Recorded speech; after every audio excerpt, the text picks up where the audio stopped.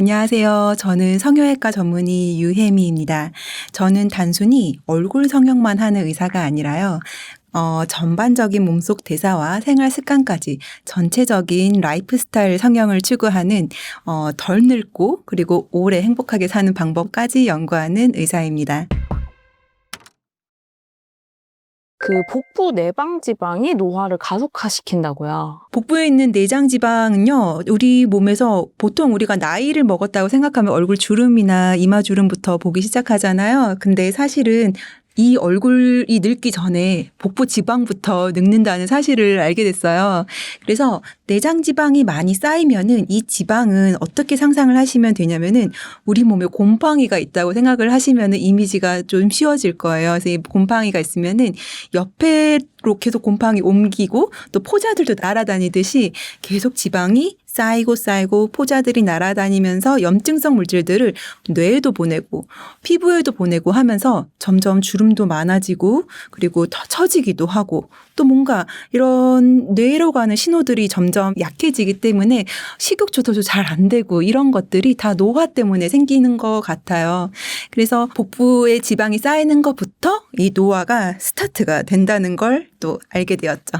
그래서 이 내장 지방을 없애려고 많은 분들이 처음 시도하는 게 굶거나 적게 먹는 건데요. 오히려 이렇게 적게 먹는 게 살이 찌는 길이라고요. 네. 어렸을 때는 조금만 먹으면은 금방 살이 빠지잖아요. 근데 나이가 들수록 이 대사체계가 자꾸 무너지다 보면은 왠지 조금 먹으면은 빠질 것 같은데 안 빠지는 경우가 너무 많았죠. 왜냐하면 저도 이제 병원에서 이제 살을 못 빼서 오시는 분들이 결국에는 뭐 수술도 선택하고 식욕 억제제도 이제 치료를 받으려고 오시는데 다 물어보면은 하루에 한 끼 드시는 분들이 한 10명에 9명은 되세요. 그래서 그분들 보면 다 몸이 부어 있어요. 그리고 좀 얼굴도 부어 있고 자세는 구부정하고 대부분 표정도 되게 푸석푸석하고 힘들어 하시는데 그런 분들은 결국에는 에너지 대사가 점점 낮아지니까 근육이 떨어지다 보니까 자세도 굽어지고 결국에는 식사를 잘 안 챙겨 먹으니까 몸이 점점 비상 상태로 이거를 생각하게 되는 거죠. 그러면은 이 지방을 점점 비축하려고 많이 몸이 이거를 더 위험 신호로 지금은 큰일 났다. 이제 지방을 소모하면 안 되겠다라는 이런 비상 시스템으로 돌아가기 때문에 조금만 먹으면 오히려 살이 안 빠지는 경우들이 나이가 들수록 더 많아지실 거예요. 네. 그리고 또 아무것도 먹지 않아도 혈당이 오르는 순간들이 있다고요. 네, 맞아요. 제가 연속 혈당 측정기라는 것을 이렇게 피부에 부착을 하고 다이어트 코칭을 해드리는데요. 제가 이거를 시작하면서 정말 많은 거를 깨닫게 됐어요. 그래서 이거를 이야기 드리려고 책에도 많이 썼는데, 보통 우리가 음식을 먹으면 혈관 안에 당분이 들어와서 혈당이 올라간다라고 알고 있잖아요. 그게 맞기는 한데 아무것도 안 먹을 때 혈당이 이렇게 오르는 경우들이 있거든요. 그래서 그때 그분들에게 뭐 하셨어요? 뭐 몰래 드셨어요? 물어보면은 아니요, 그냥 운동하고 있었는데요. 어떤 분들은 아니요, 출근하고 있었는데요. 또 어떤 분들은 뭐 성악가들은 악보를 외운다고 할 때도 있고요. 또 어떤 분들은 추운 데 있었다고 그러기도 하고 또 제일 특이했던 게 아침에 샤워를 했는데 혈당이 올랐대요. 공복 혈당이. 그래서 이게 혈당기에 물이 들어갔나 하고 고민을 해봤는데 이 혈당기 회사도 그걸 잘 몰랐던 거예요. 그래서 도대체 그때 뭐 했느냐고 물어봤더니 찬물 샤워를 했다고 하시더라고요. 그래서 논문을 찾아봤더니 찬물 샤워를 할 때 혈당이 오르는 사람들이 있다는 거예요. 그래서 보통 이제 뭐 타이탄의 도구들 아니면은 지금 하지 않으면 언제 하겠느냐 뭐 이런 좀 베스트셀러 책을 보면은 되게 좀 성공한 사람들은 찬물 샤워를 한다고 해서 이걸 따라하는 분들이 꽤 많거든요. 근데 혈당 측정기를 하고 보면은 당뇨 전 단계일 때 찬물 샤워가 어느 정도 스트레스 상황으로 유발을 해서 몸에서 스트레스 호르몬이 나오고 이게 간에 저장된 글리코겐을 분해시켜서 당분 혈당을 올린다고 되어 있더라고요. 그래서 결국에는 내가 어느 정도 잘 유지를 할 만큼은 오케이인데 그 이상의 스트레스를 받을 때, 출근할 때, 그리고 운동을 너무 해서 너무 힘들 때, 그리고 뭐 어떤 공부를 해서 외워야 되는 상황일 때 혈당이 오르더라고요. 그래서 스트레스가 많은 분들은 오히려 또 혈당이 아무것도 안 먹어도 오르는 경우가 있어서 되게 신기했어요. 많이 안 먹어도 살을 찌는 분들은 이 대사가 멈춘 거라고 책에 나오더라고요. 그래서 대사를 이렇게 복구하기 위한 4가지 방법은 어떤 게 있나요? 대사를 복구한다가 사실은 나이 들어서 할 수 있는 다이어트의 핵심 컴포넌트? 이 4가지만 지켜도 은근 살이 빠지거든요. 다들 열심히 굶고 운동만 하지 이걸 잘 모르는 경우가 되게 많아서 병원에 찾아오세요. 그중에 제일 첫 번째는 바로 단백질을 잘 챙겨 먹는 거예요. 그래서 새끼 단백질을 잘 챙겨 먹으면은 몸의 대사력이 점점 높아져서 근육이 점점 올라가게끔 되거든요. 근육은 애완동물이라고 생각을 하시면 돼요. 잘 먹여야 돼요. 근데 우리가 보통 아침 단백질 먹는 사람 많이 없을 거예요. 아침 다 굶죠. 근데 저는 솔직히 학생 때부터도 밥을 진짜 잘 챙겨 먹었고 나이 들어서도 아침을 꼭 챙겨 먹었어요. 학교에 솔직히 지각을 하는 한이 있더라도 뭐든 입에 넣고 학교를 가고 그랬거든요. 근데 나중에 이제 제가 다이어트를 2달 만에 11kg를 성공을 했을 때 딱 바꾼 거가 하나가 단백질을 진짜 매 새끼 다 챙겨 먹었어요. 그래서 특히 아침에는 단백질만 딱 먹었는데 단백질 그 음료가 제일 편하더라고요. 아침에 계란 구워 먹는 것도 저는 솔직히 귀찮아서 그냥 단백질 드링크 있죠. 그래서 한 20g 정도 되는 거를 아침에 하나씩 먹은 게 지금 4년째예요. 그래서 꾸준히 먹으니까 이상하게 요요가 안 와요. 저거 맨날 운동하는 것도 아니고 맨날 샐러드만 먹는 게 아니거든요. 그래서 의외로 이 단백질 먹는 게 정말 중요하고 우리 몸은요. 나이가 들수록 계속 근육이 계속 빠지고 있어요. 이렇게 꼭 항아리에다가 약간 깨지면 그쪽으로 이렇게 물이 새듯이 우리 몸에서 근육이 절몽이 빠지는 것처럼 줄줄줄 새는데 뭔가 채워 넣어야 되잖아요. 그래서 단백질이 절몸이라 생각하시고 채워 넣으면 됩니다. 그리고 하나 더 알려드리고 싶은 게요. 우리가 위고비 맞으려고 하잖아요. 근데 사실은 먹는 위고비가 바로 단백질이에요. 그래서 내가 위고비 맞기는 좀 부담스럽다 하면은 단백질 드링크 자주 먹으면은 이거는 내가 먹어주는 천연 위고비다 생각하시면은 왜냐하면 단백질을 먹으면은 위에서 진짜 GLP-1 호르몬이 나오긴 하거든요. 근데 나오는데 빨리 사라져서 문제예요. 위고비는 한 번 주사를 맞으면 일주일 내내 유지가 되니까 배가 부른데 우리가 그냥 음식을 먹으면은 GIP-1 호르몬이 빨리 사라져요. 근데 단백질은 조금 오래 가요. 게다가 조금 오래 가면서도 식욕 억제 호르몬인 PYY라는 게 조금 더 많이 분비가 돼서 식욕도 억제가 되는 거죠. 그래서 저는 요새 사실은 단백질 먹으면서 약간 물리고 먹기 싫기도 하지만 위고비를 맞지는 않는데 그냥 천연 위고비 만들어야지 하고 그냥 주사 맞는다 생각하고 먹으면서 챙기고 있거든요. 그래서 첫 번째는 단백질 잘 챙겨 먹는 거고요. 2번째는요, 물이에요, 물. 저는 살 뺄 때 3리터를 먹었는데 인생에 있어서 그렇게 물을 많이 먹었던 적이 없었어요. 그런데 2달에 11kg를 빼는 거를 제가 해보고 물을 많이 먹기 시작하면서 사람들을 다이어트 코칭을 하는데 다 물을 2에서 3리터까지 먹였고 그랬더니 다들 8에서 10kg는 다 잘 빼시는 거예요. 이게 불가능한 수치가 아니에요. 2달에 저는 8kg, 10kg씩 빼는 분들 많이 봤고 제가 다이어트 시키는 분들 중에 말 잘 들으면은 말을 잘 들어야 돼요. 전문가 말을 잘 들으면은 진짜 10에서 15kg도 그냥 쭉쭉쭉쭉 잘 빼세요. 그래서 살이 찌시는 분들은 물을 안 드시고요. 과일 주스 많이 드세요.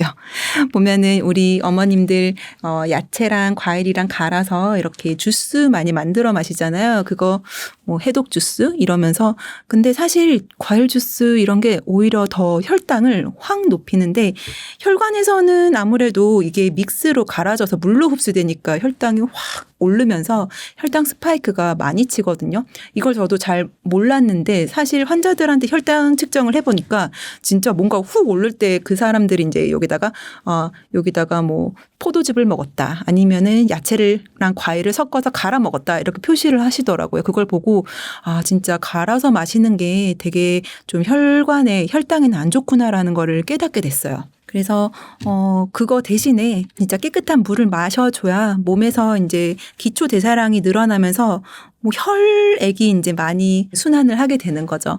그래서 나이가 들수록 사실 순환이 정체되어 있기 때문에 몸도 정체되어 있고 또 생각도 정체되는 것 같아요. 여러 가지가 다 같이 몸과 마음과 뇌가 하나로 연결이 되는데 저 어렸을 때는 뭔가 보면 물 많이 먹는 하마인 어린이들이 많았던 것 같아요. 그래서 물을 되게 많이 마시고 많이 뛰어다니고 또 새로운 거 되게 재밌어 하는데 나이 들수록 뭔가 맑은 것들 잘 안 마시게 되고 얼굴도 건조하게 되고 마음도 건조하다 보니까 약간 꼰대처럼 다른 사람들 이해를 잘 못하고 또 생각도 새로운 생각 잘 못하고 이렇게 창의랑 떨어지다 보니까 모든 대사랑 생각과 모든 것들이 다 노화가 되는 거죠. 그래서 사실은 제가 이 책을 쓰기 전에 그리고 제가 살을 빼기 전에는 이런 다이어트가 이런 모든 몸을 다 총괄하고 또 생각과 감정까지 가는 건지는 몰랐어요. 근데 진짜 제가 성공을 하고 남들도 같은 방법으로 다이어트를 시켜봤더니 이게 결국에는 인생이랑 다 직결이 되더라고요. 그리고 세 번째는 수면이에요. 수면이 되게 중요하거든요. 운동하고 단백질 먹고 수면까지 해야 진짜 근육이 성장을 하고 운동이 딱 완성이 돼요. 보면은 운동 열심히 하시는 분들은 막 2-3시간씩 하시는 분들이 있는데 그분들은 오히려 보면은 근육량이 떨어지는 경우들이 있었거든요. 제 환자분들 중에서도 PD분이 한 명 계셨는데 그분이 아무리 해도 살이 안 빠진다는 거예요. 남자분이셨는데 근데 그분이 보면 운동도 되게 열심히 해요. 그리고 음식도 조금 먹어요.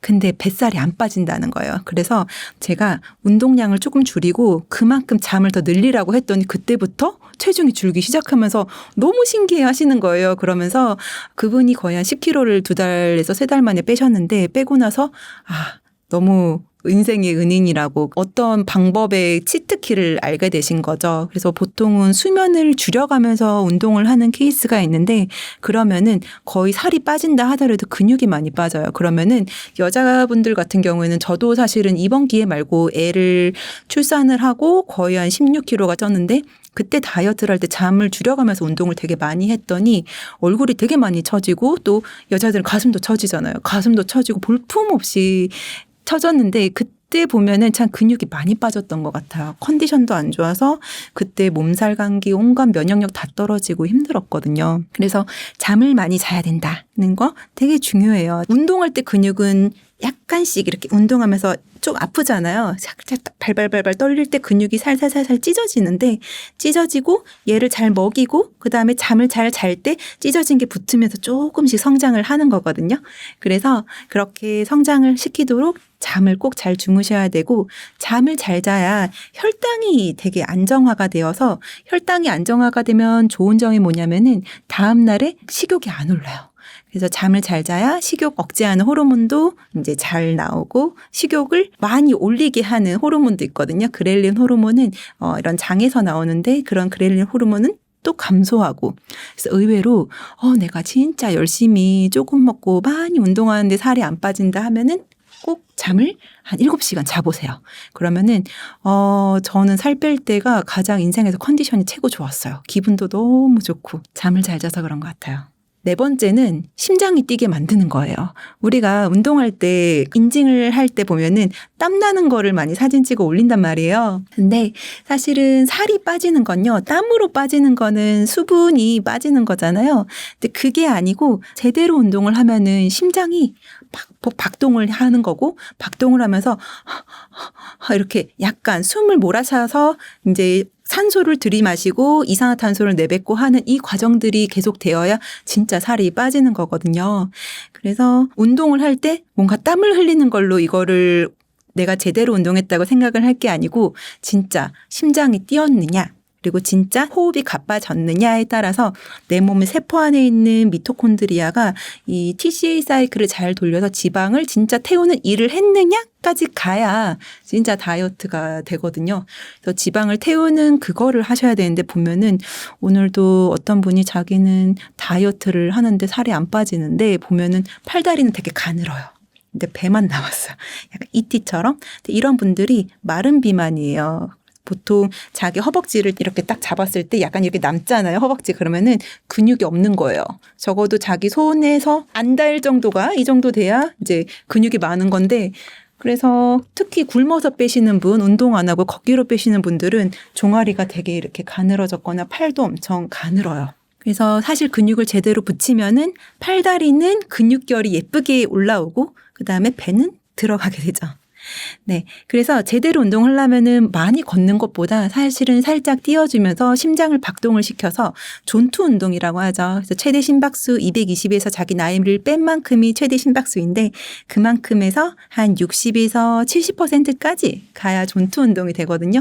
바로 그 주파수를 잘 맞추셔야지 그때 지방이 타는 구간에 들어가요. 근데 그것보다 적게 존 1으로 들어가면은 천천히 걷다 보면은 심장이 별로 안 뛰거든요.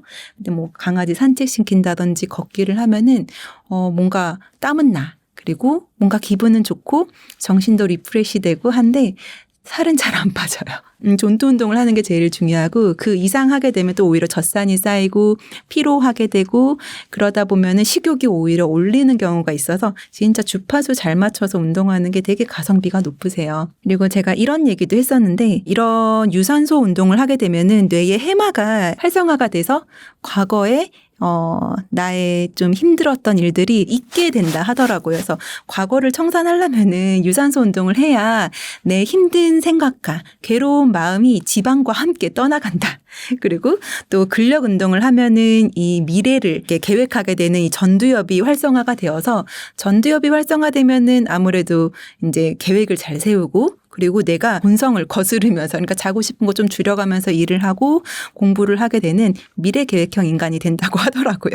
그러면 봐봐요. 근력 운동을 하면은 근육이 쌓이니까 요요가 오지 않도록 또 다이어트 미래를 이제 잡아줄 수 있게 되는 거죠.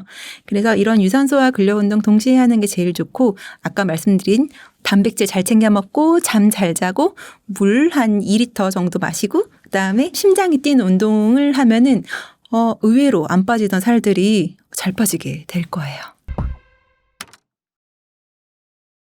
사실 성형외과시다 보니까 지방흡입 수술도 많이 시술을 해주셨을 텐데, 이런 지방흡입 수술이나 이런 뭐 약보다도 이런 대사회복이 더 효과적인 이유는 뭘까요? 지방 흡입 수술을 하게 되면은 이제 지방은 두 종류가 있는데요.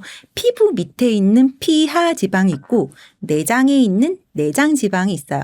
근데 지방 흡입은 피부 밑에 있는 지방만 열심히 뺄 수 있거든요. 그래서 열심히 빼면은 의사는 피부 밑에 있는 지방은 어느 정도 제거를 해주는데 우리 몸 전체적으로 보면은 이렇게 지방을 2개나 갖고 있었는데 한쪽이 사라져 버리면 우리 몸이 어떡하겠어요. 이제 지방이 없어지니까 응급사태다. 지방을 더 만들어야겠다 하면서 위벽에서 장벽에서 그렐린 호르몬을 분비를 해요. 그러면 그렐린 호르몬은 식욕을 증가시키는 거거든요. 그러면 식욕을 증가시켜서 지방이 자꾸 더 쌓이게 해요. 근데 이미 뽑아버린 데는 지방이 없으니까 여기는 안 찌고요. 지금 남아있는 지방들이 더 찌는 거예요. 그래서 배에 복부 지방을 흡입을 하면은 복부는 잘 안 찌거든요. 근데 손가락이 찌는 경우도 있고요. 옆구리 그리고 뭐 팔뚝이 오히려 더 찌는 경우가 있어서 복부 지방 흡입하고 또 옆구리하고 등, 팔뚝 결국에는 온몸을 다 하게 되는 것 같아요. 만약에 그렇게 해서 다 흡입을 했잖아요. 그러면 또 어디가 찌느냐? 내장 지방이 열심히 찌게 되죠. 그래서 보통 위고비를 하러 오시는 분들 보면은 1달 전 또는 2달 전에 지방 흡입을 했는데 식욕이 너무 올라서 이거를 조절을 못하니까 오시는 경우들이 있는데 그게 본인의 의지로는 해결이 안 돼요. 왜냐하면은 지방이 빠졌기 때문에 뇌에서는 계속 음식을 갈망하게 만들거든요. 약간 그거는 좀 본능인 것 같고 몸이 살아가기 위해서 계속 지방의 세트 포인트를 맞추려고 그렇게 되거든요. 이거를 호메오스테시스 이론이라고 하는데 결국에는 몸이 이전으로 계속 돌아가려고 하는 거예요. 그래서 살을 뺀다 하더라도 저도 한 11kg 뺐으니까 분명히 요요가 올 거라고 생각을 하고 살 빼고 바디 프로필을 한번 찍고 3개월 뒤에 또 예약을 해버렸어요. 그래서 3개월 동안 또 다이어트를 유지를 하고 바디 프로필을 잘 찍었고 이제 또 걱정이 됐는데 그때쯤 또 바디 프로필 업체에서 이제 뭐 협찬을 해준다고 그래서 또 찍었어요. 결국엔 3번을 연달아 찍으면서 거의 한 9개월, 10개월을 같은 몸무게를 유지했더니 세트 포인트가 낮춰진 거예요. 그러다 보니까 이제 뷔페에서 마음대로 먹어도 살이 안 찌고 가끔씩 라면이나 피자, 떡볶이 먹어도 끄떡 없는 거예요. 되게 신기해서 저는 살 빼고 조금만 먹으면 다시 요요가 올 줄 알았는데 그렇진 않더라고요. 그렇게 되려면은 사실 근력이 바탕이 돼서 기초대사량이 높으면은 잘 때도 살이 빠지는 몸이 될 수가 있어요.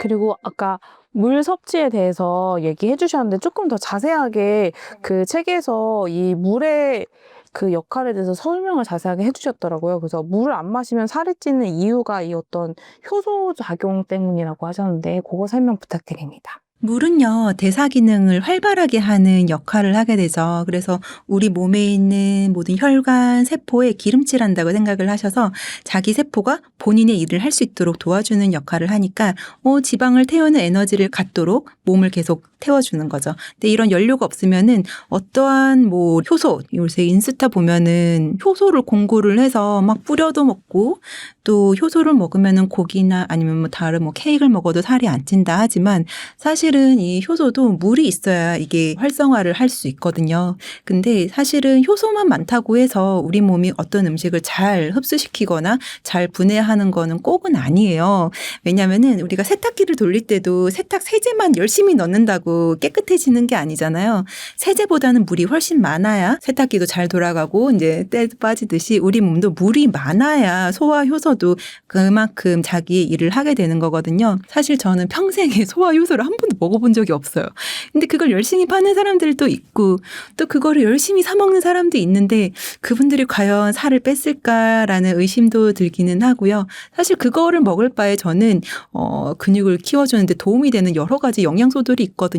엘카르니틴, 아르기닌을 먹는 게 훨씬 더 도움이 된다고 확신을 하거든요. 그래서 이제 이런 물이 계속 안 먹게 되면은 결국에는 위가 자꾸 빈 상태로 또 되잖아요. 제가 물을 많이 먹은 이유가 사실 물배 채우려고도 있었어요. 그래서 물배를 차게 하면은 위가 이렇게 늘어나잖아요. 그러면은 위에는 이걸 스트레칭 리세터라는 게 있어서 위가 늘어나면은 나 늘어났다라고 뇌에 인식을 주면서 뇌에 인식을 하게 되면은 식욕을 조금 잠재우는 호르몬이 나와요.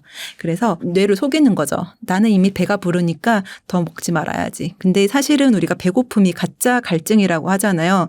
뭔가 먹고 싶은데 이게 사실은 갈증이 나서 먹고 싶은 생각을 할 수 있기 때문에 뭔가 먹고 싶을 때 물 이 정도 한번 쫙 마셔주고 그때를 넘길 수 있으면 넘기고 그때를 넘기지 못하고 계속 배가 고프다 하면은 저는 단백질 음료를 먹어요.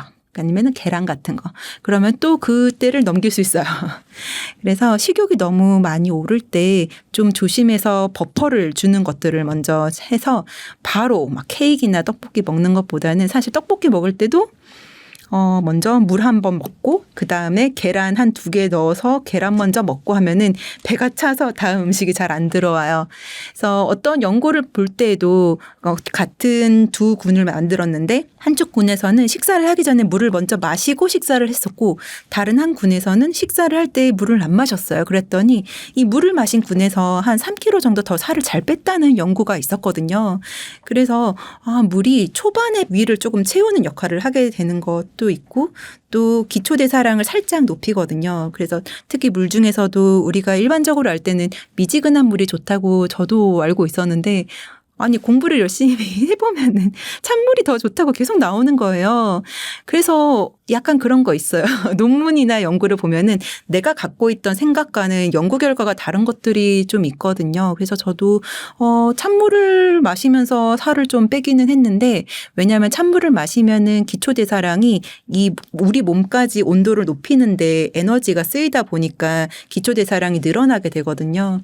그래서 사실 찬 것이 몸에 들어왔을 때 몸에서 갈색 지방이 좀 더 활성화되고 그러다 보니까 추운 날에 밖에서 운동하시는 분들도 그런 것 때문에 조금 더 지방을 잘 태운다고 하더라고요. 그래서 은근히 찬물이 살 빼는 데는 조금은 도움이 되는데 좀 나이 드신 분들은 찬물이 조금 해로울 수도 있다고 생각이 드니까 그냥 미지근한 물 정도 드시고 이런 여름에 또 이렇게 좀 젊으신데 살을 꼭 빼야겠다 하시는 분들은 약간 시원한 물 마셔주는 게 아무래도 기초대사량을 늘리는 도움이 된다는 연구가 되게 많아요. 네. 그래서 물에 대해서도 사람들이 제가 영상을 올리면은 찬물은 안 좋다고 하는데 그거를 본인들도 생각을 하고 있었는데 사실 연구 논문 다 찾아보면은 약간 더 도움이 된다고는 나와 있어서 가끔 마셔주는 거는 괜찮고 진짜 열심히 빼실 분들은 좀 자주 마셔줘도 좋을 것 같습니다. 그 말씀하신 연구 중에 그 연간 한 1.2kg 정도 체중이 더 빠지는 사례도 연구 결과가 있다고 하던데 그 얘기도 해주시면 좋을 것 같아요. 어린이들 대상으로 한 연구인데요. 이제 비만한 어린이들이 되게 많아졌대요. 물론 요새 보면은 강아지도 고양이도 다들 비만으로 가고 있는데 비만한 아이들이 사실은 물을 적게 먹기 때문에 다른 걸 더 많이 먹는다고 하더라고요. 그래서 비만한 아이들한테 실험을 해봤는데 4도씨 정도 되는 물을 좀 먹였더니 3분이 지났을 때는 기초대사량이 살짝 떨어졌다가 그 이후부터는 45분까지 계속 기초대사량이 오르다 보니까 그게 계속 누적이 돼서 1년 정도를 좀 추적 관찰을 해봤더니 살을 안 먹은 아이들보다는 조금 더 많이 뺐더라라는 연구도 있어가지고 그것도 아이들이 또 물을 많이 먹는 것도 도움이 되는 것 같다는 생각이 들었어요. 그리고 실제로 환자분한테 물을 마시는 것만 조언을 하셨는데 그 물을 마신 것만으로도 복부 둘레가 4cm 정도 감소하신 사례가 있다고요. 이것도 소개해 주시면 좋을 것 같아요. 저는 이제 비만한 환자분들을 많이 진료를 하다 보니까 계속 물어요. 이 4가지 아까 말씀드렸잖아요. 단백질 뭐 드세요? 아침 뭐 드세요? 잠은 잘 자요? 물은 얼마나 먹어요? 하면은 거의 4가지를 다 못하는 분들이 태반이에요. 근데 가끔 다 잘하는데 물만 안 먹는 분들이 있어요. 그렇게 생수랑 맹물을 마시기가 어렵다고 하더라고요. 그래서 저는 사실 이거를 우리 그런 거 대학에서 했잖아요. 이렇게 술 이만큼 먹고 원샷해서 마시기. 그것처럼 내가 무슨 게임에 걸렸다 생각하고 그냥 의지적으로 그거를 다 먹으라고 얘기를 하거든요. 그러면은 벌컥벌컥 아무 생각 없이 조금 계속 먹게 돼요. 먹다 보면은 약간 몸이 달라지고 붓기도 빠지고 왜냐하면 소변도 되게 많이 보러 가거든요. 나이 드신 분들이 물을 잘 안 드시는데 왜냐하면은 소변 보러 가기가 또 힘들고 방광 기능이 약한 분들은 또 요실금도 생기니까 물을 계속 안 드시는 거예요. 그래서 나이 들수록 물도 피하고 그러다 보니까 복부 지방이 너무 많아지고 또 이제 근력은 떨어지게 되고 근육의 70%가 사실은 물로 이루어졌기 때문에 아무리 운동하고 단백질 챙겨 먹는다 하더라도 이게 수분감이 없으면은 근육이 잘 만들어지기는 조금은 어렵거든요. 그래서 이 물을 많이 먹어두라고 이야기를 했더니 근육량도 늘고 아무래도 기초대사량이 많이 증가하다 보니까 잘 때도 살이 빠지는 몸이 될 수 있는 거죠. 그래서 그분이 붓기가 빠지면서도 많이 살이 빠지기도 했고 또 피부 컨디션이나 아니면 건조감도 많이 해소가 되면서 물의 중요성을 많이 알게 됐다 하더라고요.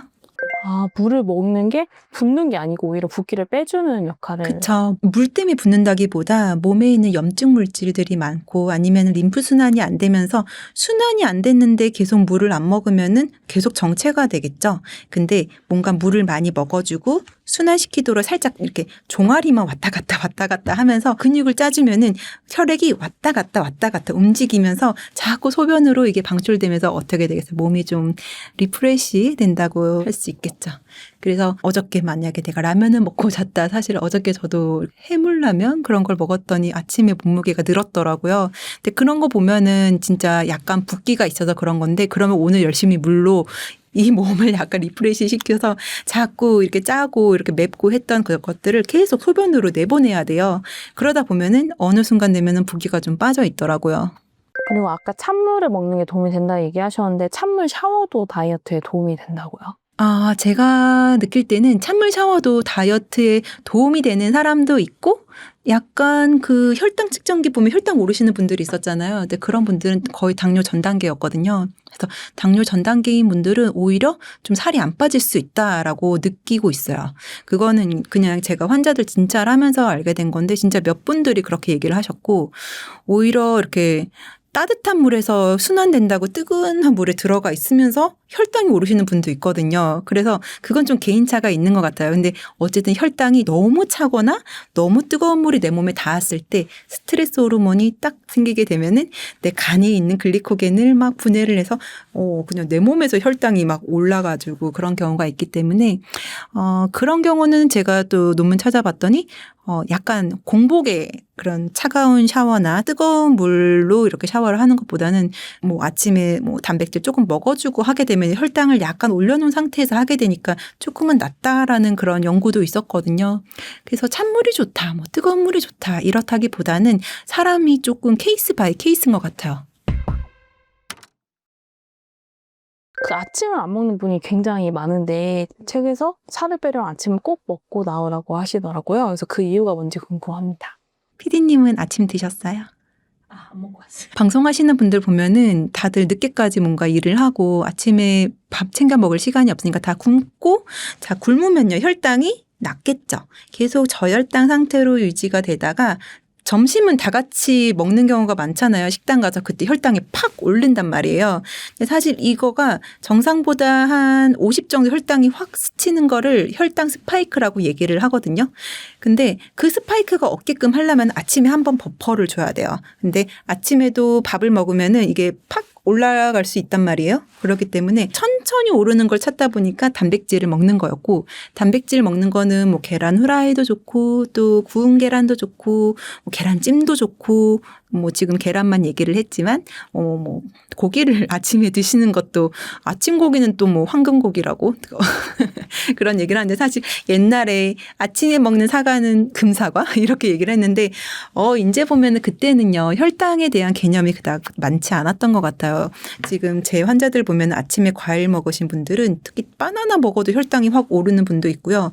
이런 물에다가 사과랑 레몬을 타서 드셨는데 이 물만 먹어도 혈당이 스파이크가 치시더라고요.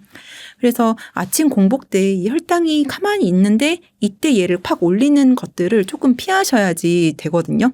근데 제일 좋은 건 단백질 먹어주는 거고, 점심에 갑자기 이제 혈당을 높이는 거를 먹게 되는 걸 피하려면은 저는 그냥 드링크만 먹어요. 단백질 드링크에다가 커피 타고 거기다가 방탄커피 가루를 팔거든요. 그래서 MCT 오일이랑 버터를 넣게 되면은 배가 불러요. 그리고 좀 에너지가 나요. 특히 MCT 오일이랑 버터는 몸을 케톤 상태로 바꿔주거든요.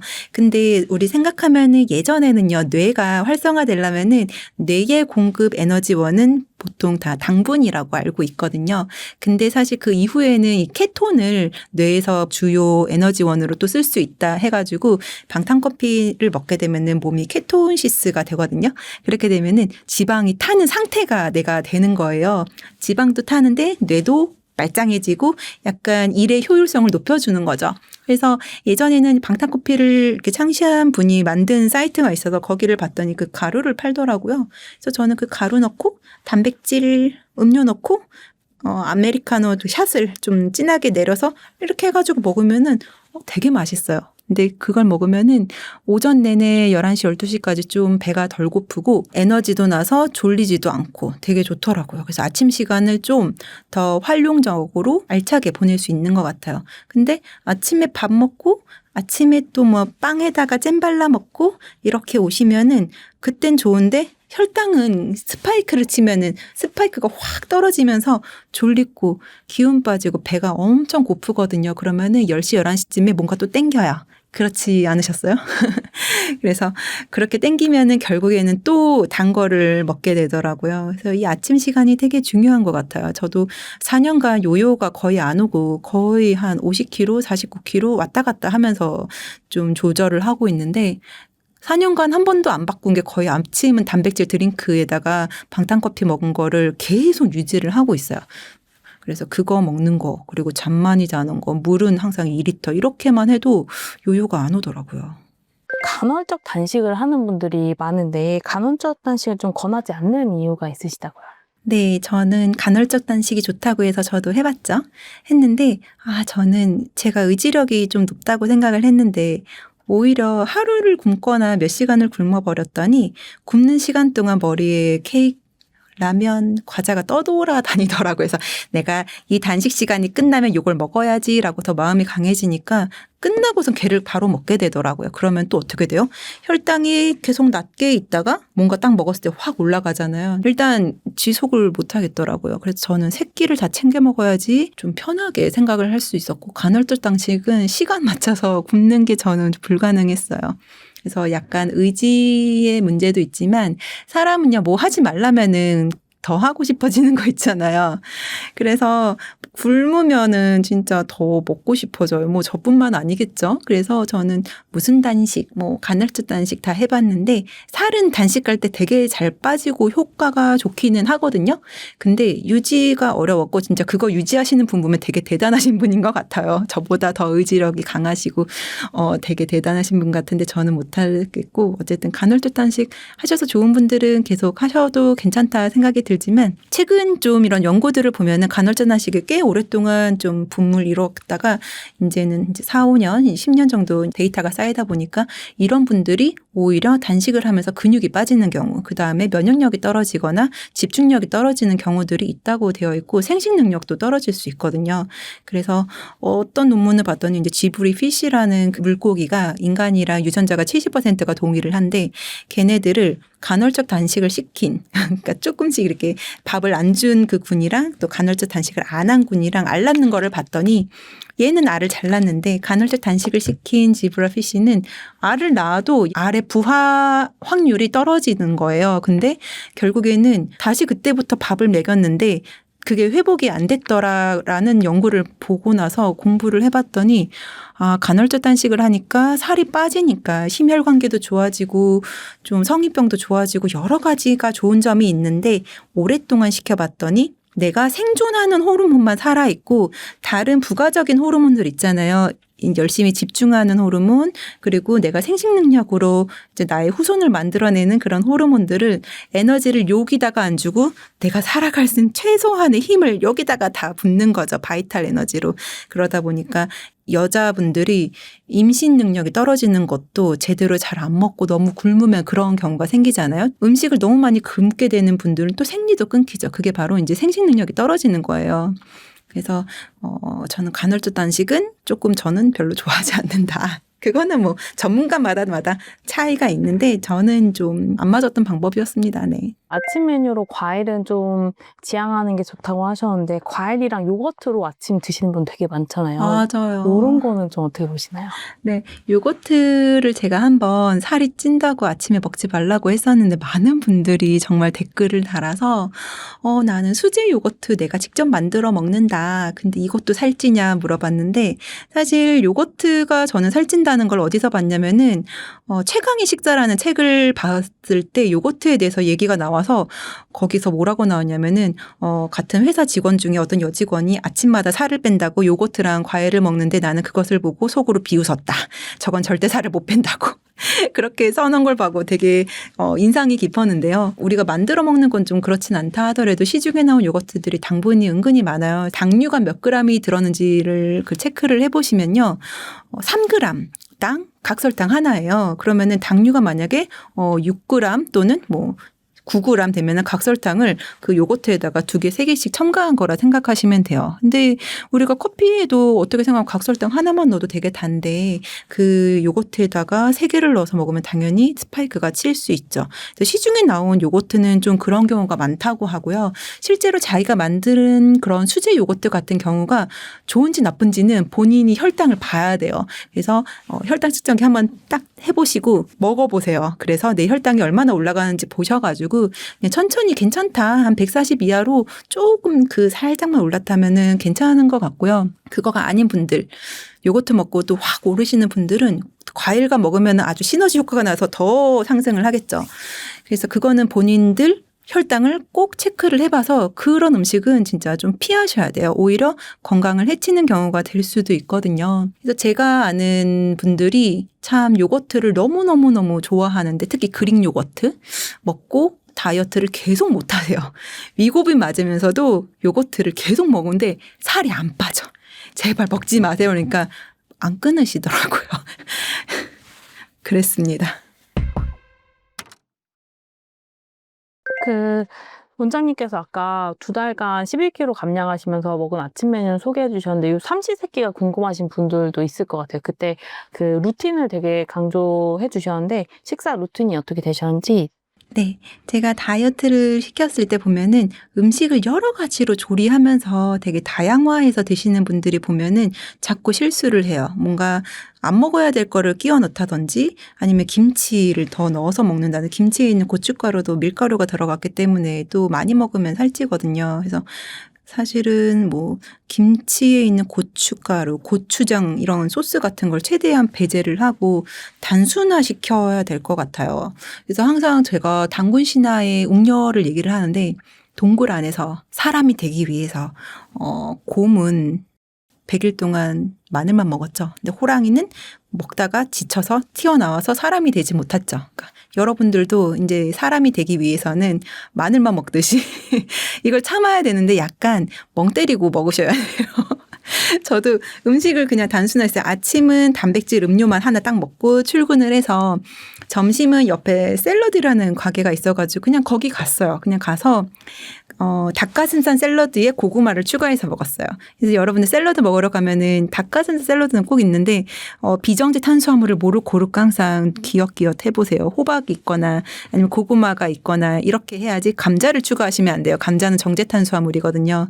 그래서 점심은 그렇게 먹고 저녁은 뭐 프레시마트나 이런 보통 마켓 같은데 슈퍼마켓 가면은 떠리로 샐러드를 팔아요. 그러면 거기서도 뭐 닭가슴살 떠리 샐러드를 하나 사서 거기다가 고구마 무스 같은 거 팔면은 걔랑 이렇게 사서 집에서 단순화시켜서 먹고, 또 중간중간에 배고프잖아요. 그때 물 먹고 또 배고플 때 단백질 음료 먹고, 이제 그렇게 한 달간 하면은 한 4kg에서 5kg가 빠지거든요. 근데 약간 이건 수련한다 생각하고 하셔야지. 양만 줄여 먹는 사람들이 있어요. 떡볶이를 먹을 때 하나만 먹어야지, 라면도 한 접시만 먹어야지, 이렇게 되면은 살을 진짜 못 빼요. 왜냐면 그 한 입이 혈당을 올리고 한 번 맛들이면은 식욕이 계속 올라요. 그래서 아예 얘를 살짝 끊어주는 이 수련 과정을 거쳐야 한 달에 5kg를 뺄 수 있고, 그다음에 그 나머지 한 달 동안은 또 살이 잘 안 빠진단 말이에요. 무조건 정체기는 꼭 오거든요. 그때 제가 선택한 방법은 GI 인덱스가 고구마보다 단호박, 호박들이 더 낮아요. 그래서 고구마를 호박으로 바꿨어요. 그래서 아침은 단백질 음료, 점심은 호박을 집에서 싸가지고 이제 닭가슴살 샐러드에 내가 싸간 호박을 먹고, 저녁도 마트에서 떠리하는 샐러드를 먹고 내가 싸온 호박을 먹고, 이랬더니 그 이후로 한 5kg, 6kg가 더 빠지더라고요. 그리고 물량을 조금 더 늘리고 그다음 유산소를 조금 더 많이 했어요. 뭔가 다이어트를 하면서 이것저것 기웃거리면서 음식을 조금 먹으려고 하다가는 진짜 실패해요. 네. 그리고 이거 그 아침에 채소를 많이 먹으면 좋겠지 해서 채식만 드시는 분도 많은데 채식 위주의 식단이 오히려 위험할 수도 있다고요.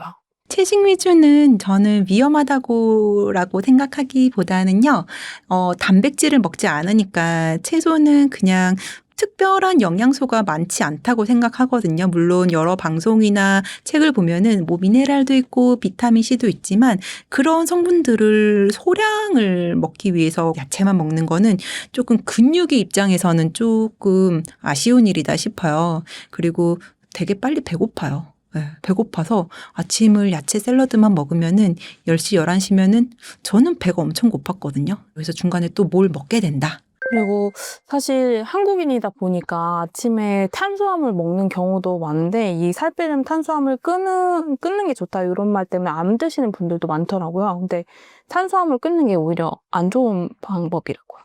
네. 탄수화물을 끊는 사람들을 보면은요, 꼭 아파요. 면역력이 떨어져서, 제가 다이어트 코칭을 좀 3년 전부터 주변 사람들과 함께 뭐 5명, 3명씩 모아다가 계속적으로 했었는데, 제가 가이드를 드려도 말 안 듣고 꼭 마음대로 하시는 분들이 있거든요. 그러면은 열심히 빼고 싶어서 탄수화물을 끊으세요. 그러면은 체중은 급격하게 감소하는데 한 3, 4kg 빠지고 나서부터 몸살이 생기고 헤르페스가 올라오고 방광염이 생겨요.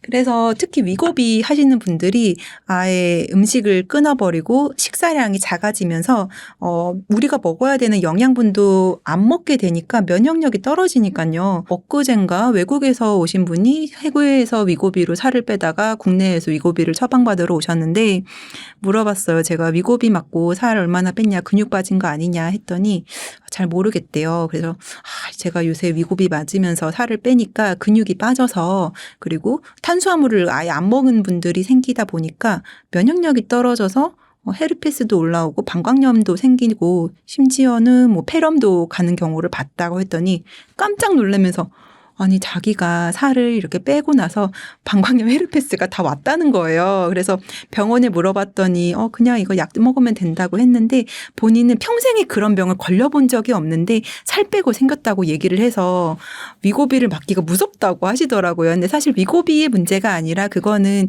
음식이 너무 적게 들어오고 또 탄수화물 양도 확 줄다 보니까 면역력이 떨어진 거여서 뭐 위고비를 맞든 뭐를 하던 단백질과 비정제 탄수화물을 잘 챙겨 먹어도 면역력 잘 유지되거든요. 나이 들어서 보통 살찌니까 나이 들어서 안 걸리던 병들이 생기기 시작하면 참 사람이 서글퍼지는데 아프면은 일단 눕잖아요. 운동이 안 돼요. 그리고 아플 때는 빨리 회복을 해야 되니까 또 식사를 거하게 차려 먹고 주변 사람들이 막 계속 먹여요. 그러면은 다시 요요가 와요. 그러면 또 우울해지. 제가 계속 그랬어요. 열심히 살 빼고 몸살 나고 진통제 먹고 회복하고 열심히 살 빼고 진통제 먹고 회복하고 하다 보니까 안 빠지는 거예요. 그래서 제가 항상 다이어트 할 때 다이어트는 아프면 망한다. 제발 아프면 안 된다. 그래서 다이어트 할 때 비타민 C, 비타민 B, 글루타치온 이런 것들 영양제를 되게 잘 챙겨 먹으라고 해요. 음식이 확 줄기 때문에 분명히 그 음식들로 받을 수 있었던 영양분들이 다 좀 소실이 되거든요. 근데 그런 거를 안 챙기다 보면은 근육도 빠지고 머리도 빠져요. 탄수화물 먹어야 된다고 이렇게 들으면 바로 이제 그럼 밥, 빵, 면 이런 거 먹어도 되냐 이렇게 물어보실 것 같은데 그런 건 괜찮은가요? 저는 제일 처음에 탄수화물이 두 종류가 있는 줄도 몰랐어요. 근데 탄수화물이 나쁜 놈이 있고 착한 놈이 있어요. 막 이렇게 잘 빻아서 예쁘게 만든 것들을 정제 탄수화물이 나쁜 놈이에요. 자연에서 잘 얻어낸 이런 것들은 좀 좋은 탄수화물이에요. 좋은 탄수화물을 비정제 탄수화물이고 정제 탄수화물은 곱게 갈은 정제된 탄수화물이죠. 곱게 갈면은 흡수가 쫙 되면서 혈당이 쫙 오르겠죠. 근데 비정제 탄수화물은 거칠어요. 정제를 하지 않은 그러니까 뭐 통밀빵, 호밀빵, 요새 파리바게뜨 가보니까 블루라벨로 분류를 해서 되게 고르기 쉽게 만들었더라고요. 그래서 그런 빵들은 드셔도 괜찮아요. 점심 저녁에 거기다가 파스타 종류도 통밀로 만든 파스타 있거든요. 제가 봤더니 듀럼밀 파스타가 통밀로 만들어졌고 이런 비정제 탄수화물들이 글라이세믹 인덱스라고 하는 GI 인덱스들이 훨씬 낮아요. 그러니까 우리 몸에 들어왔을 때 얘를 소화시키려고 되게 단계를 여러 단계를 거치다 보니까 기초대사량도 늘 뿐 아니라 혈당이 천천히 올라요. 근데 정제된 애들은 너무 곱게 갈리니까 몸에서 확 흡수돼서 혈당을 쭉 올리니까 얘가 훨씬 나쁜 놈이죠. 그러면은 탄수화물을 잘 챙겨 먹어야 되면은 얘를 먹는 게 아니고요. 정제되지 않은 저는 아예 밥 대신 고구마 먹으라고 그래요. 그래서 좀 타이트하게 단순화 시키려면 밥 대신 고구마 주먹만큼 주먹 한 개나 한 개 반만큼만 드시고요. 좀 고구마 물린다 하면은 오트밀도 괜찮고요. 오트밀도 맛이 없다 하면은 듀럼밀 파스타로 뭐 올리브유 해가지고 파스타 만들어도 괜찮고요. 단호박, 호박, 애호박 전부 다 비정제 탄수화물이거든요. 그래서 한번 쳐보세요. 어떤 게 비정제 탄수화물인지 그중에서 밥 대신 얘를 골라 먹으시면은 살이 잘 빠져요. 근데 약간 밥을 되게 갈망하시는 분들이 어떤 거 물어보냐면은 곤약밥 그리고 현미밥 이런 거 얘기하시는데 곤약밥은 진짜 공갈빵인 것 같아요. 에너지도 없고 도움도 안 되고요. 그냥 저는 옛날에 저도 잘 몰랐을 때는 곤약 이런 걸 먹었는데 별로 좋지는 않은 것 같아요. 이왕 먹을 거면은 근육도 생성시키고 면역력도 좋게 하는 거를 먹어야 되는데 곤약은 혀만 만족시키는 것 같아요. 그래서 곤약밥 별론 것 같고 그다음에 현미밥. 현미밥을 제가 볼 때는 얘도 글라이세믹 인덱스가 그닥 높지는 않은데 이거는 다 빼고 유지할 때 드시면 좋을 것 같고요. 진짜 빨리 빼려면은 현미밥도 아예 끊으시는 걸 저는 추천을 드려요. 왜냐면은 병원에 오는 분들이 현미밥을 되게 많이 이미 드시고 있어요. 그러면 그분들한테 제가 이거 끊고 대신에 고구마나 아니면은 오트밀로 바꿔라 이렇게 하면은 그때부터 살 빠지거든요. 그 책에 탄수화물 먹는 순서가 그 밥을 몇 번째로 먹는가가 복부지방 분해력을 결정한다 이렇게 나오는데 이 얘기도 좀 궁금합니다. 네, 그게 저도 이거를 어떻게 알게 됐냐면은 그 유튜버 중에서 제가 다이어트로 출연한 게 자청님의 라이프 해커 채널에 나갔는데 그때 자청님이 자기는 무조건 채소만 먼저 먹어서 한 줌만 먹으면은 살이 7kg나 후딱 빠지더라 이렇게 얘기를 하시더라고요. 근데 그때는 사실 약간 뭐 그럴 수도 있다라고 생각을 했는데 그러고 나서 이제 제가 찾아봤죠. 논문을 찾아보고 했더니 이거를 VPF 식사법이라고 해서 베지터블, 프로테인, 푸드 이렇게 순서대로 먹으면 살이 들찐다는 거예요. 근데 베지터블은 야채, 프로테인은 단백질, 그 다음에 탄수화물을 먹게 되면은 훨씬 살이 들찐다. 그렇게 안 먹은 사람들보다. 이거를 또 요새 알게 된 게 제 다이어트 환자분들 중에서 한 8kg 정도를 뺐는데 이제 가족 모임이 있어서 뷔페를 갔다는 거예요. 그래서 제가 무조건 야채부터 많이 먹고 고기 먹고 마지막에 밥을 조금 먹으라고 했더니 약간 두려운 마음도 있었는데 그때 뷔페를 가서 야채부터 일단은 먹고 그다음에 고기랑 뭐 해산물 먹고 마지막에 이제 뭐 떡볶이나 밥 같은 걸 먹었더니 혈당이 스파이크를 안 치고 천천히 올랐다가 내려갔다는 거예요. 그래서 그분이 살이 안 쪘어요. 그 뷔페를 가서도 그거를 본인이 처음 느낀 거예요. 이제 그렇게 되면은 이제 앞으로 뷔페 갈 때마다 그 순서만 지키면은 마음껏 뷔페를 즐길 수 있는 거죠. 보통 다이어트 하면은 뷔페 잘 못 즐기잖아요. 여행 가서도. 근데 이렇게 뭔가 순서를 알게 되면은 어디 여행 가서 그냥 아니면은 회식 있을 때도 야채 있으면은 야채부터 먹고 그다음에 뭐 계란 먹고 고기 먹고 마지막에 밥 조금 먹고 하면은 조금은 버퍼가 돼서 좀 살이 덜 찔 수 있다. 그래서 과학적인 근거는 섬유소 안에, 채소 안에 있는 섬유소가 혈당을 오르는 거를 약간 막아준다고 되어 있더라고요. 그래서 이런 채소 안에 있는 파이버들이 이제 혈당 상승을 막아준다. 그래서 저도 요새는 점심 때 병원 식당을 가면은 항상 채소가 나오거든요. 옛날에는 그냥 늦게 먹었는데 요새는 그냥 채소부터 위벽에 발라버려야지라는 생각으로 그냥 의도적으로 먹고 있어요. 그 또 책에 재밌는 게 라면이 그래도 먹고 싶다면 우유를 먼저 먹으라고 하셨는데 그 이유가 뭔가요? 아무래도 우유를 먼저 먹게 되면 우유든 물이든 사실 먼저 배를 채워놓고 먹는 원리도 있고요.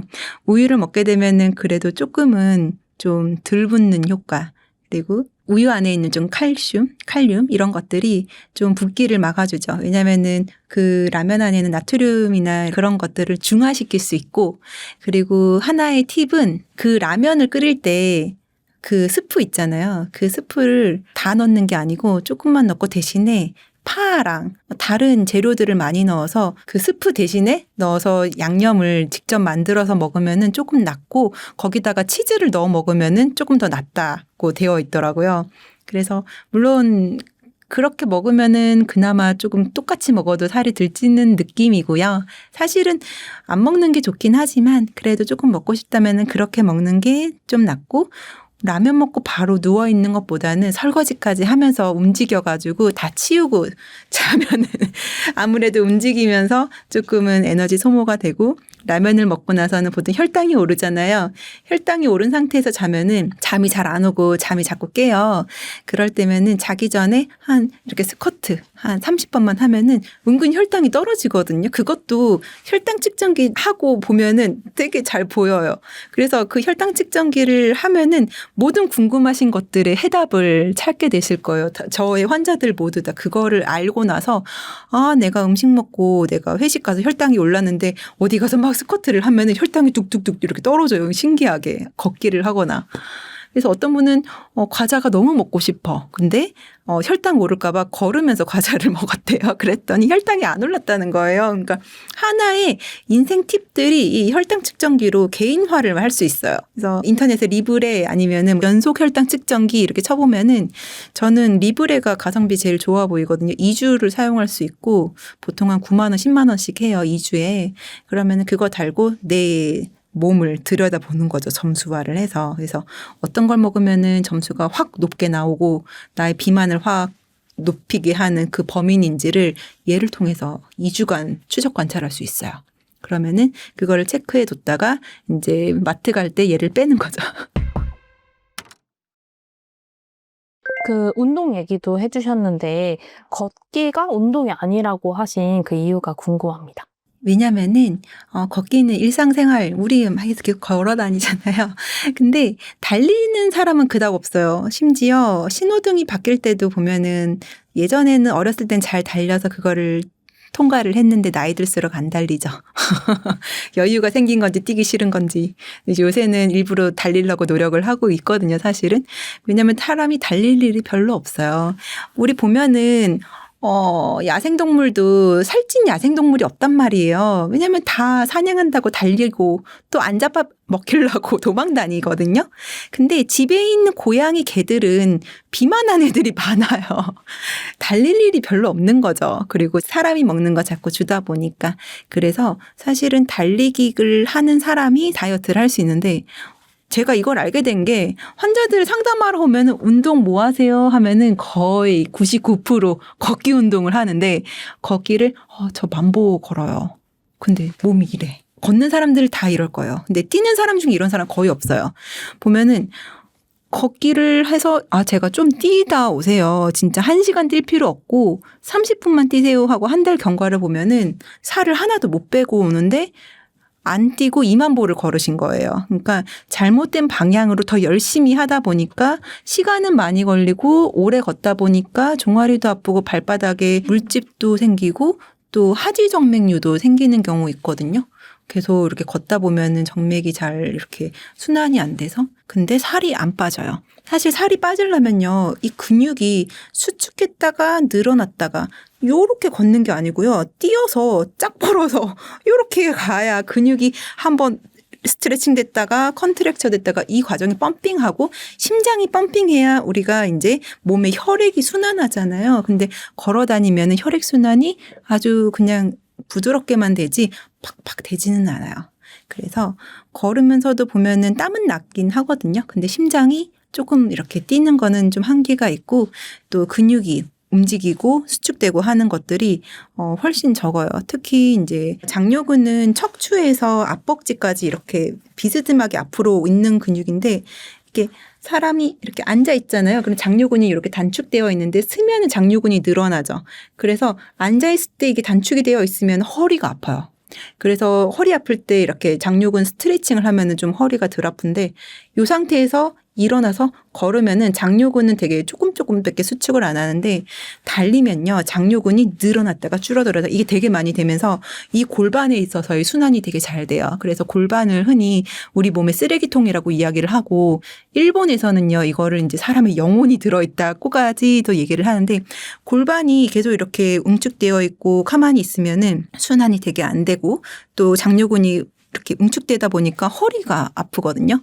그래서 많이 걷는 것도 도움이 되지만 장요근을 좀 스트레칭해서 늘리려면 살짝 띄워줘야 돼요. 제가 이 책에서도 또 그 그래프를 넣긴 했는데 이건 의사 대상으로 설명을 하려고 제가 이 논문을 넣긴 했는데 되게 맞는 말이 걸을 때는요. 위치 에너지랑 운동 에너지랑 자꾸 이렇게 왔다 갔다 그래프가 가거든요. 그러니까 약간 올라가는 거는 위치 에너지가 증가하는 거고 몸이 움직이는 거는 운동 에너지가 생기는 거거든요. 그래서 위치 에너지 올렸다가 운동 에너지, 위치 에너지, 운동 에너지 왔다 갔다 해버리니까 우리 몸에서의 에너지 킬로줄이 올라가지가 않아서 몸이 대사가 더 좀 시너지가 안 난다는 거죠. 근데 이것도 운동 역학에서 제가 논문을 찾았는데 달릴 때는요.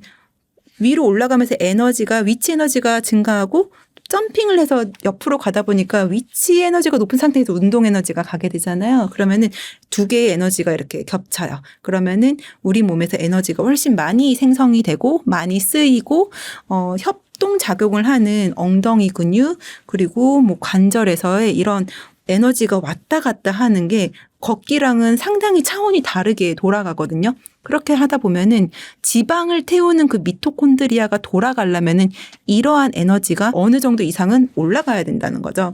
그래서 약효도 보면은 이 약효가 날는 그 어느 정도 용량을 안 먹어주면 효과가 하나도 없어요. 그래서 살을 빼려면은 이 효과를 되게끔 한 에너지가 걷기만으로는 되게 어렵다는 거죠. 진짜 걷기만으로 살을 뺐다는 사람들도 있는데 그런 분들은 식단도 한 경우 그리고 걷기를 너무 오래 하면서 근육이 빠진 경우도 있어요. 그리고 진짜 안 걷던 사람이 걸으면 그게 운동이 되겠죠. 근데 이 정도 갖고는 조금 일반적인 사람이 살 빼기는 어렵고 안 하던 짓을 하셔야 돼요. 달리기 하셔야 돼요. 근데 달리기도 되게 힘들어서 1분 달렸다가 한 2분, 3분 걸었다가 하면서 인터벌로 하시면은 어느 순간 다 되더라고요. 그 책에 붓기를 줄이는 허벅지 루틴도 소개해 주셨더라고요. 이것도 소개해 줄 수 있을까요? 네, 붓기는 보면은 우리가 그 중력을 받고 살잖아요. 그래서 중력이 다리 쪽으로 쫙 가면은 보통 다리가 많이 붓죠. 근데 어렸을 때 안 붓던 다리가 나이 들면서 좀 많이 붓는 거 봤을 거고, 발목도 부어서 팅팅한 경우들이 있어요. 그래서 사실 저도 뭐 레지던트 때부터 압박 스타킹 신었거든요. 근데 압박 스타킹을 신으니까 좋은 게 아무리 오래 일을 해도 다리가 피로가 덜 하고 덜 붙더라고요. 그래서 그 후로는 압박 스타킹을 좀 자주 신는데 그게 사실은 근육이 펌핑을 잘 시키잖아요.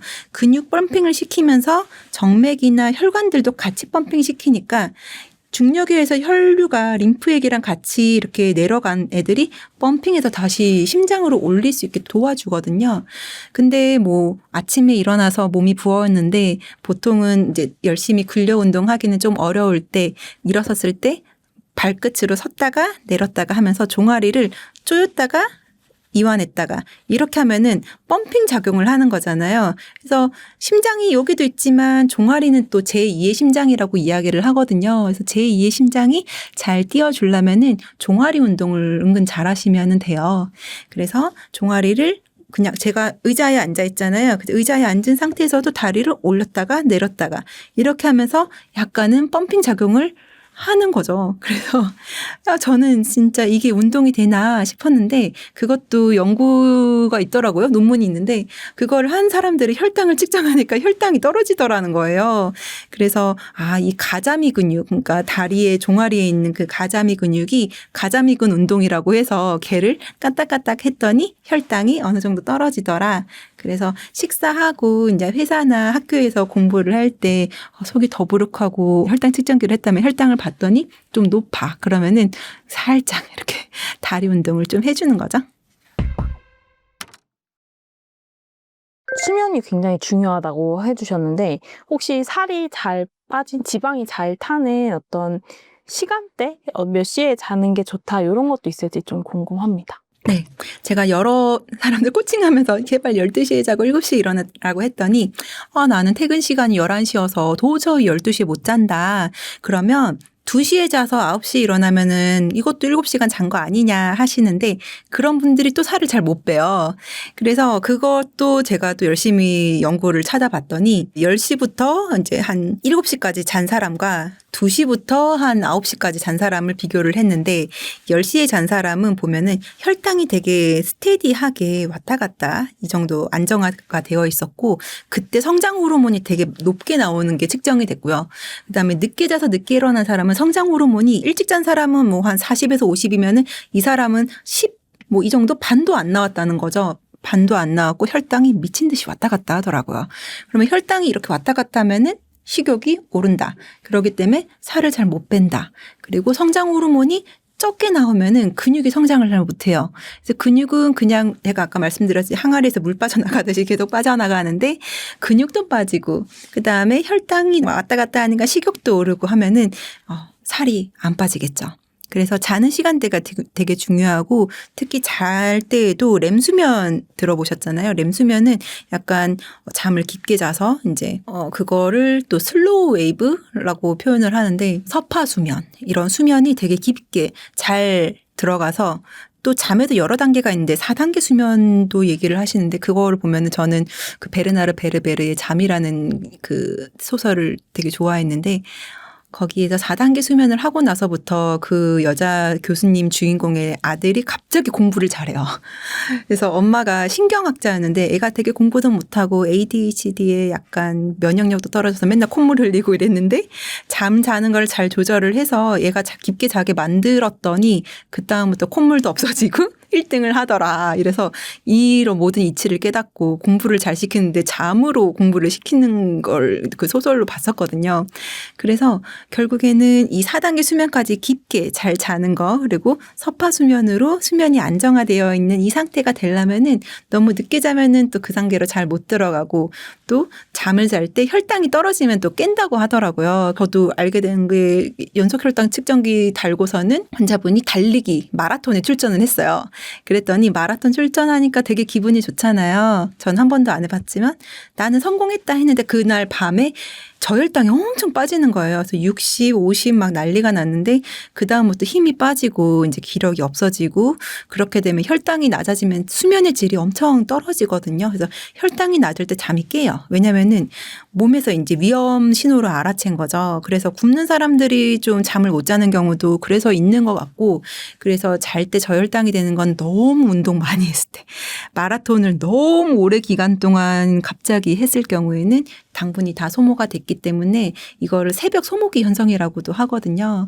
그래서 그분이 되게 걱정을 많이 하시더라고요. 그래서 제가 그럴 때는 마라톤 하기 전에 약간 비정제 탄수화물을 좀 먹고 통밀빵 같은 거, 그리고 다 하고 나서도 어느 정도의 식사를 잘 챙겨 먹는 게 좋다.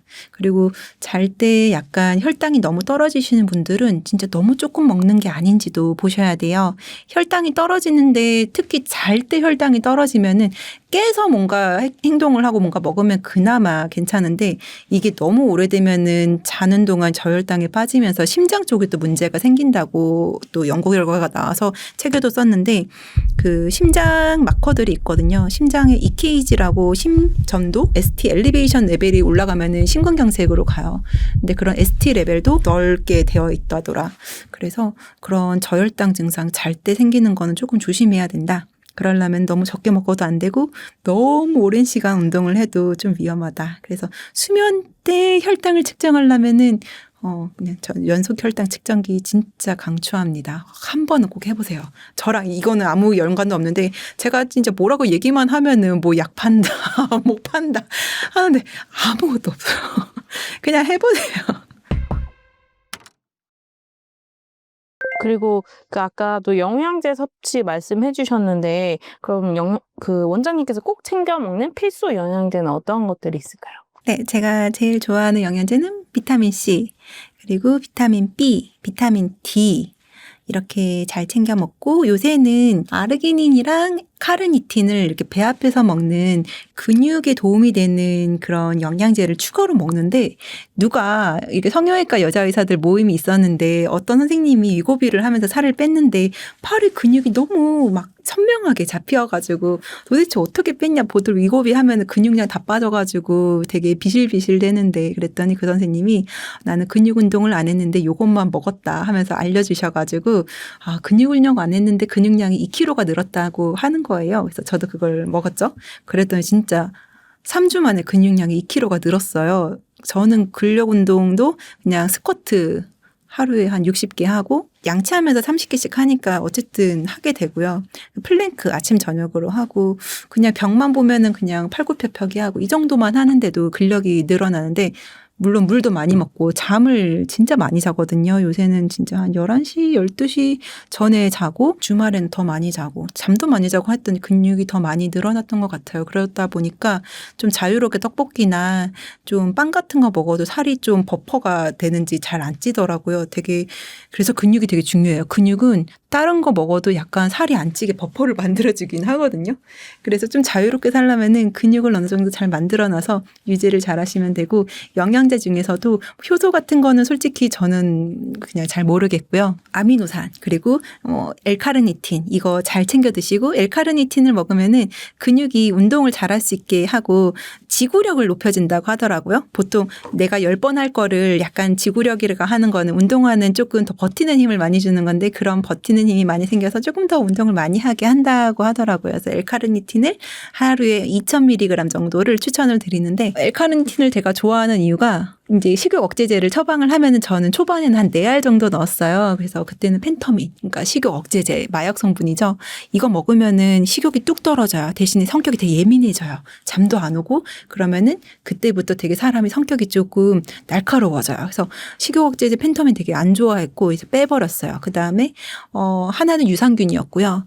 또 하나는 또 열 에너지를 생성시키게 하는 하나였고 마지막에 엘칸정해라고 엘카르니틴이었거든요. 그래서 그냥 이것저것 다 빼버리고 엘카르니틴만 남겨서 제가 살 뺄 때 먹었는데 식욕도 억제되더라고요. 신기하게 식욕 억제제를 먹다가 제가 이렇게 화를 많이 내서 빼버렸는데 걔를 뺐는데도 엘카르니틴으로 좀 살을 잘 뺄 수 있었고 근육도 잘 붙고 식욕도 좀 괜찮아 되게 신기하게 먹어서 4년 내도록 먹고 있는 게 엘카르니틴, 비타민 C, 비타민 B예요.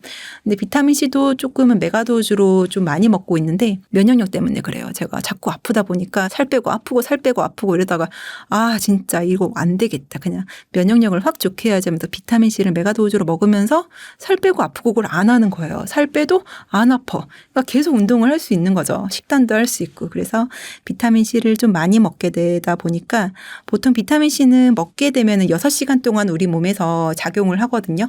6시간이 되면은 다 이제 없어져 버려요. 조금 그 수치가 좀 떨어져요. 그래서 6시간 간격으로 계속 먹어요, 저는. 그래서 나는 늙을 틈이 없도록 비타민 C를 먹으려고 노력을 하는데 그래서 비타민 C를 먹으면 사실 콜라겐을 먹는 것보다 훨씬 더 도움이 되고요. 사람들은 콜라겐 되게 비싼 돈 주고 사는데 저는 콜라겐 안 먹거든요. 왜냐면은 콜라겐은 먹는 것보다 진짜 얼굴에다가 직접 콜라겐 생성시키는 그 스킨 부스터를 하는 게 훨씬 도움이 되고요. 그냥 먹는 콜라겐은 제가 논문이나 책을 보면은 사실 아픈 부분 있잖아요. 만약에 연골 수술하고 무슨 뼈 수술을 했을 때 상처가 잘 나으려면 콜라겐이 필요한데 이때 콜라겐을 먹어주면 상처가 좀 빨리 낫는다고 하더라고요. 근데 피부에 이제 좋게끔 하는 거는 좀 말이 많아요. 그러니까 좋다는 것도 있고 안 좋다는 것도 있고 말 많은 건 효과 없던 거거든요. 그래서 별로 믿지는 않지만 콜라겐은 직접 맞아라 이렇게 조언을 드리고 싶고 스킨 부스터 같은 걸로 그리고 비타민 C는 콜라겐을 붙여주는 본드다. 그래서 콜라겐을 많이 생성시키는 걸 해도 본드가 없으면 얘네들이 이렇게 잘 생성이 안 되잖아요. 사실 그 비타민 C를 먹게 되면은 콜라겐 생성 능력이 8배는 증가한다고 되어 있거든요. 그러니까 결국에는 내 몸에 콜라겐이 이렇게 생성이 되도록 도움을 주는데 거기다가 비타민 C를 넣어주면은 더 잘 붙더라. 그런 연구 결과가 있어서 그거를 딱 보고 그다음부터 또 열심히 먹었죠. 그러니까 조금 안 아프려고도 먹었지만 또 항노화에도 되게 핵심적인 거라고 생각을 하는데 비타민 C 많이 먹으면 사람들이 뭐 결석 생긴다 소용이 없다고 하지만 저는 제가 한 15년 동안 15,000 정도를 먹고 있는데도 결석 없고 혈액 검사 다 정상이지만 사실 저랑 같이 사는 가족들은 비타민 C를 아무도 안 먹거든요. 내가 너무 열심히 먹으니까 반감이 생기나 봐요. 그래서 아무도 안 먹는데 아무도 안 먹는 사람 중에 결석 2-3번 생기는 사람도 있고 그런 걸 보면은 그분들은 이제 물을 안 먹더라고요. 물을 안 먹으면은 그 요로에서 요관이나 그런 데서 이렇게 돌 성분들이 자꾸 쌓이다 보면은 어느 순간 소변 볼 때 핏물이 나오는 경우가 있거든요. 혈뇨. 그런 경우 보면은 물을 많이 먹으면은 뭔가 톡 나오면서 그게 사라지는 경우가 있었어요. 그런 거 보면은 물을 많이 안 먹는 게 좀 결석의 원인이 되기도 하지만 비타민 C를 먹어서 결석이 생기는 거는 되게 좀 드문 경우로 레포트가 되긴 하거든요. 그래서 물만 많이 먹어주면은 그런 염려는 없고 비타민 B를 같이 먹어주면은 더더욱 좀 결석의 위험을 낮춰주기도 하지만 피로 회복을 좀 더 부스팅 해줘요. 저는 너무 피로하게 살기 때문에 약간 저질 체력이라고 스스로 생각을 하거든요. 근데 저질 체력인데 하고 싶은 건 또 많고 또 열심히 또 성공도 하고 싶고 하다 보니까 욕심이 많아서 책도 쓰고 이번에 이 책도 진짜 몇 달 만에 써버렸거든요. 진짜 이걸 쓸 때는 밤을 새면서 써가지고 다 쓰고 났더니 한 달을 아팠어요. 그래서 책 쓰는 게 보통 일이 아니구나라는 걸 처음 느껴봤고 그래서 이거 회복하는데 또 비타민 C 더 많이 먹고 수액으로도 맞으면 훨씬 더 좋거든요. 그러니까 항산화 수액들, 글루타치온도 되게 도움 많이 되거든요. 그래서 그런 것도 많이 맞고 하면서 좀 회복을 이제 좀 하고 있는 것 같고, 뭔가 일도 열심히 해서 돈 많이 벌어야 되는데 몸이 안 따라주는 경우 되게 많단 말이에요. 그러려면은 영양제 잘 챙겨 먹어야 되고 아프지 말아야 돼요. 그러려면은 면역력을 잘 지켜야 되는데 비타민C도 배열병 안 걸릴 수준으로만 적정 용량이 되어 있고, 내가 노화 방지 아니면은 뭐 울세라, 써마지, 뭐 콜라겐 부스터를 했는데 효과가 잘 안 난다. 그러면은 콜라겐 붙여주는 뭔가가 부족하다 해서 저는 비타민C 계속 2,000, 3,000씩 먹으라고 항상 얘기를 하거든요. 그래서 비타민C, 비타민 B, L카르니틴, 비타민 D. 비타민 D는 아무래도 햇빛을 잘 못 받고 사니까 그것도 먹고, 또 우울하기도 하면은 비타민 D가 또 우울한 거에도 도움이 되고 면역력도 좋아지고, 그래서 먹어요. 저는 영양제는 솔직히 면역력 때문에 많이 챙겨 먹어요. 아픈 게 싫거든요. 제가 4년 전에 2달에 11kg을 감량을 하고, 저의 남편도 한 9에서 10kg 감량을 시키고, 그 이후에 여러 사람들을 다이어트를 같은 방법으로 시키면서 어느 핵심적인 기술을 알게 된 것 같은 느낌을 받아서 그때 전자책을 한번 썼거든요. 근데 그때 전자책을 썼던 이유는 사실은 출판비가 너무 많이 들었고, 되게 좀 어려웠어요. 그런 출판을 하기가. 최근 들어서 어떤 출판사에서 저에게 이제 이런 출판의 기회를 줘서, 기회가 있을 때 전 잡아야 된다 생각을 해서 열심히 썼거든요. 사실 출판사 대표님이 열심히 빨리 쓰라고 푸시도 했지만 참 감사하다고 생각하고요.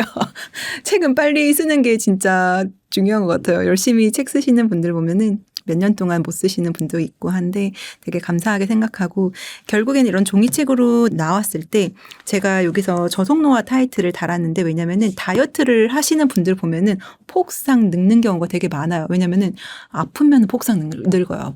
저희 병원에 오시는 분들도 대장암 아니면 뭐 유방암 걸린 다음에 다 치료받고 머리 빠지고 얼굴이 되게 아파져서 그것 때문에 자존감이 떨어지고 또 우울하니까 오시는 경우들이 있는데, 그런 경우 아니면은 살을 많이 뺐는데 얼굴이 거의 해골상처럼, 이런 경우 근육이 빠진 경우가 그래요. 근데 제가 살 뺄 때는 괜찮았거든요. 예전에 잘못된 다이어트를 했을 때는 얼굴 살도 빠지고 가슴도 엄청 처지고 그래서 되게 자존감이 막 무너지는 거예요. 근데 어떤 방법으로 다시 잘 했더니 얼굴도 안 빠지고 가슴도 안 처지고 여자로서는 되게 만족감이 엄청 컸어요. 그래서 그런 것들을 나만 알면은 아까운 지식이라고 생각해서 에비던스 베이스드 메디신, 이거를 되게 중요하게 생각하거든요. 뭐인 것 같다 아니면은 약간 그런 느낌이다 이런 거 되게 싫어하고요. 논문, 연구, 책에 있는 그 내용이 뒷받침이 돼야 이게 제가 할 수 있는 이야기라고 생각을 해서 논문을 되게 많이 실었어요. 그리고 연구, 그리고 제가 직접 환자한테 해보고 느낀 점, 그리고 혈당 측정한 거 다 넣어놨거든요. 그래서 내가 다이어트를 하는데 살이 잘 안 빠져. 옛날에는 이 방법으로 빠졌는데 왜 안 빠질까 고민하면서 계속 돈을 딴 데다가 헛돈을 쓰는 경우 많아요. 막 생식에 150만 원씩 쓰고 지방 흡입에 막 1,000만 원씩 쓰는데, 지방 흡입을 하신 분들이 또 나중에 또 찌거든요. 내장 지방이. 그러면은 다시 또 위고비를 하는데, 위고비를 하면 또 근육이 빠져요. 약간 이게 악순환을 하는데, 사실 지방 흡입을 해도 위고비를 하면서 살을 또 잘 뺄 수 있는 방법이 있거든요. 그 방법을 잘 몰라요. 그래서 제가 이 책에다가 진짜 꾸역꾸역 해서 되게 두껍게 만들었고, 그래서 살을 빼는 것도 이제 다이어트를 하는 거지만 저속노화, 그러니까 얼굴이 안 늙고 잘 유지가 되면서 더 예뻐 보이는 다이어트가 뭔가를 고민하게 된 거죠. 그래서 성형외과다 보니까 많은 사람들의 외모, 그리고 뭐 얼굴 체형 같은 걸 다 수술하고 또 뭐 시술도 하고 약 처방도 하다 보니까 이게 이것으로 끝이 아닌 거예요. 그 사람의 생활 습관, 그리고 생각을 조금만 바꾸면은 예쁜 모습으로 오랫동안 유지가 가능한 거죠. 그래서 저는 다른 데다 시간, 돈 이런 거 낭비하면서 사람이 효과가 없으면 우울해지거든요. 우울하면은 또 먹는 걸로 풀려고 하다 보면은 결국에는 계속 뚱뚱하고 자기한테 좀 실망한 모습을 보면서 사회생활도 어려워지고 그런 경우들을 봤는데, 살을 빼고 되게 해피하게 사시는 분들도 많이 보게 되었거든요. 그래서 그런 분들이 성공한 방법들, 또 제가 성공한 방법들 여기 책에다가 꾸역꾸역 다 넣어놨으니까 가져가서 보고 그대로 따라 하시면은 생각보다 잘 빼실 거예요. 이래도 안 빠지시면은 절 찾아오세요. 제가 또 방법을 또 알려드리겠습니다. 저성노화 다이어트의 정석, 많은 관심 부탁드립니다. 지금까지 성형외과 전문의 유엠이었습니다. 감사합니다.